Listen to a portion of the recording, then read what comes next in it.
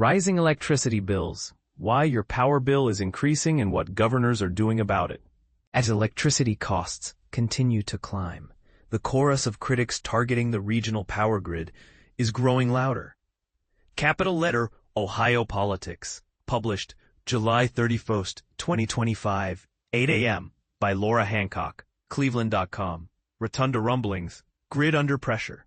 A coalition of 9 governors is calling for significant reforms at PJM, the organization responsible for managing electricity distribution across 13 states, including Ohio. Their demands include increased transparency and a role in appointing individuals to 2 vacant board positions. Notably, lawmakers in New Jersey have already proposed legislation to consider withdrawing from the grid operator altogether. While Ohio has not taken such drastic measures, Speaker Matt Huffman has expressed his concerns and questioned the effectiveness of PJM for the state. Dr. Doe, Amy Acton's gubernatorial campaign revealed on Wednesday that it has successfully raised $1.35 million since the beginning of January, setting new benchmarks for a Democratic candidate in terms of funds collected, number of donors, and total contributions at this stage of the campaign. As reported by Jeremy Pelzer, the former state health director's fundraising prowess indicates her ability to secure the necessary financial backing for a competitive campaign, despite prevailing doubts about the Democratic Party's chances and speculation surrounding former U.S. Senator Sherrod Brown's potential candidacy. However, it's important to note that Acton's fundraising still pales in comparison to the $9.7 million amassed by Republican frontrunner Vivek Ramaswamy in the first half of 2025, which marks a record for any Ohio gubernatorial candidate, irrespective of party affiliation. Decades in the making, a timeline of Ohio's property tax squeeze. How MAGA Ohio politicians exploited Cincinnati street brawl to stoke racial tension. Ohio property values rise as local governments get less funding from state, capital letter. In-state tuition.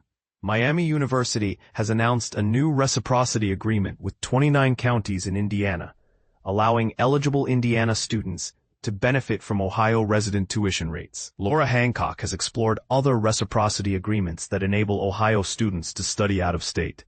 No bond.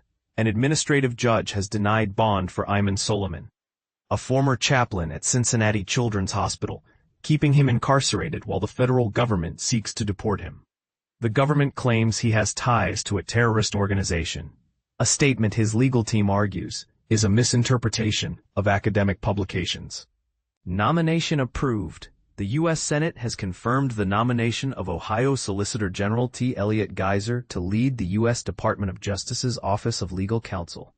This office, which Geiser will oversee as an Assistant Attorney General, is responsible for providing legal guidance to the President and all executive branch agencies, drafting legal opinions for the Attorney General, and offering written opinions in response to requests from the executive branch. Every dog has its day in court.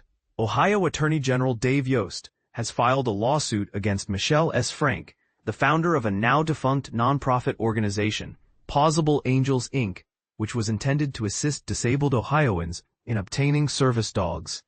Instead, it is alleged that Frank misappropriated charitable donations for personal expenses, such as rent, piano lessons, and dating services. Frank has responded by urging the public to consider that there are 2 sides to every story, and that the truth will ultimately emerge in court. Vance attack. U.S. Representative Amelia Sykes sharply criticized Vice President J.D. Vance's recent comments labeling cities like Akron and Canton as lawless, describing his remarks as a cheap publicity stunt and expressing her disappointment with his portrayal of her district. Sykes stated, "I am deeply and bitterly disappointed with the Vice President's remarks about Akron and Canton, 2 diverse and vibrant communities in Ohio's 13th Congressional District." Defending Akron.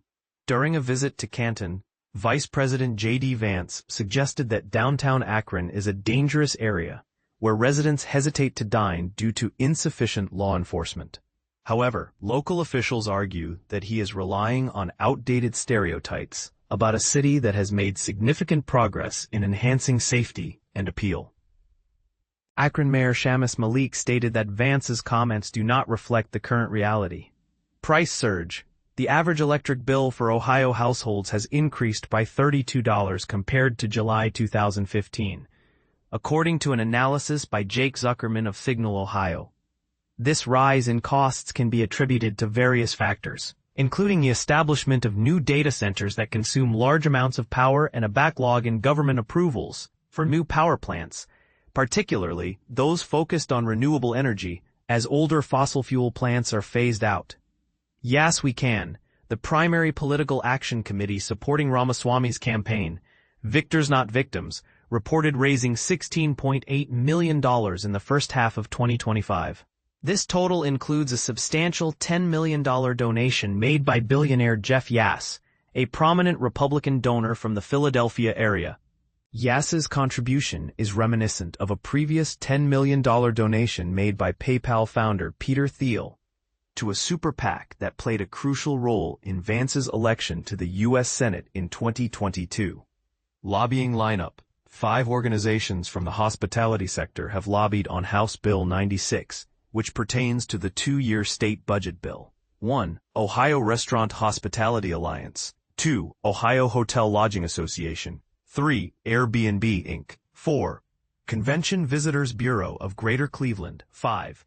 Visit Cincy. On the move. Cameron Saister has been appointed as a strategic partner at Government Strategies Group, a lobbying firm based in Cincinnati. Saister will also run his own lobbying firm, Crosley Consulting, in partnership with GSG. He has previously held various roles within the Ohio Republican Party, most recently serving as executive director. U.S. Senator Bernie Moreno, a Republican from Westlake, has endorsed Nate Morris in the Kentucky Senate race to succeed Mitch McConnell. Earth Days. State Rep Adam Holmes, Sam Tedder, legislative aide to State Rep Thad Claggett, A.J. Thomas, legislative officer, Ohio Facilities Construction Commission, Trevor Vessels, Republican political consultant, George Hoadley, Ohio's 36th governor, 1826 to 1902, straight from the source. To be quite frank, I'm not feeling a lot of pressure. Our understanding is we're on those lists because we had been previously on those lists under the Biden administration. We had been working with the Office of Civil Rights during that administration. And I think mostly that was a holdover. We are more than happy to talk to anybody from the Office of Civil Rights. We stand behind our actions. We know how we acted during the time of the protests.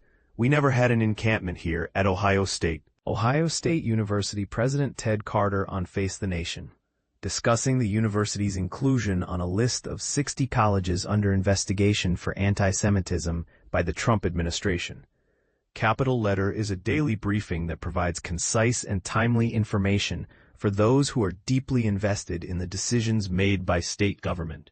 Subscribe to receive Capital Letter in your inbox every weekday for free. Rising electricity rates in Bucks County. What you need to know, Scott Bomboy explains. Warning, your electricity bills in Bucks County are about to skyrocket. But can collaborative leadership save the day? As a resident of Bucks County, managing your finances is a top priority. Unfortunately, the latest news from Harrisburg and Washington is far from reassuring. Expect significant hikes in your monthly electricity bills. However, there's a glimmer of hope if our governmental leaders can put aside their differences and work together.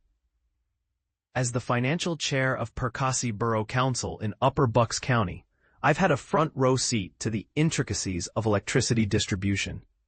Perkasie is one of 35 local governments in Pennsylvania that owns its electricity distribution system, allowing us to set consumer rates. Here's my expert analysis of the impending price increases and long-term trends. The bad news: electricity rates at PECO, PPL, and other commercial providers will indeed rise. However, public power providers like Perkasie might be spared, for now. The global electricity landscape is undergoing seismic shifts, making it challenging to keep up. The reason? A settlement brokered by Pennsylvania Governor John Shapiro D. has led to a 22% increase in installed capacity fees for wholesalers, effective June 2026, followed by another 22% hike the next summer.